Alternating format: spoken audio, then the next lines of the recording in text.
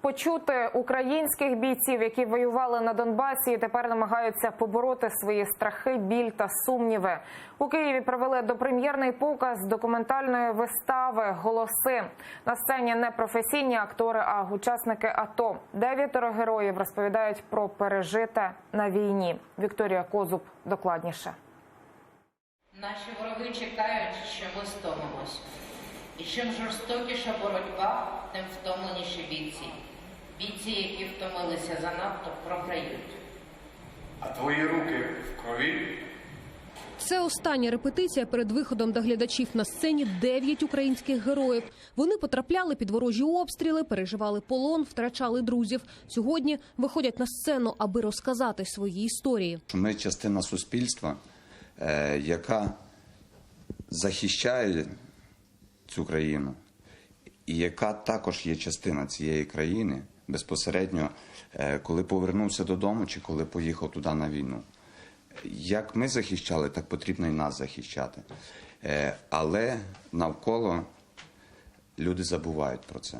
І потрібно щоразу нагадувати. Вистава, власне, про революцію людини навколо війни. Це вистава про кожного з нас і про те, що війна поруч, не в сенсі те, що вона за 700 кілометрів від Києва, а в сенсі про те, що ми, ветерани, біля вас. Ви навіть не можете не здогадуватися, що ваш там якийсь там добрий приятель айтішник, він там був, я не знаю, в Іловайській, скажімо, да, чи там був в Пісках, чи там пройшов Дебальцево. І це та сама війна, яка просто поруч з вами, поруч з нами всіма.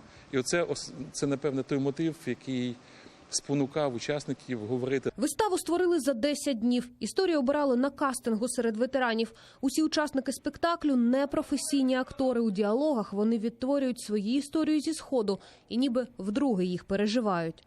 Если вот зритель хорошо слушает, мы готовы выложиться на полную и рассказать ту историю, которую мы прожили в районах 2014 года, да, и, непосредственно в боевых действиях. Вот это то, что у нас больше всего в душе болит. Очень часто со сцены уходим со слезами на глазах. Их, конечно, никто не видит, мы их скрываем, но это так. Чтобы вы понимали, что это постановка, и все, что мы говорим, это вот, как вы говорите, импровизация. Люди, они ведь как звери. Они привыкают, что нужно брать, чтобы жить. Брать свое, брать силой.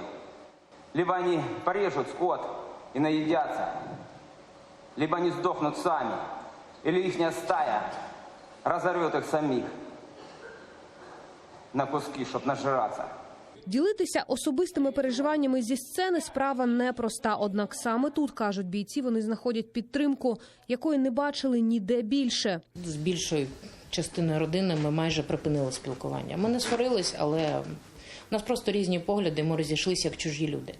І це дуже складно пояснити, що деякі люди на війні мені ближче і дорожче за мою тітку, за моїх троюрідних братів. Допрем'єрний показ проходить у вузькому колі запрошених. Утім, у глядацькій залі із сотня вільних місць, із табличками позивних та прізвищ бійців, які загинули на Донбасі. Виставу «Голоси» вже показали в Івано-Франківську, Дніпрі та Львові.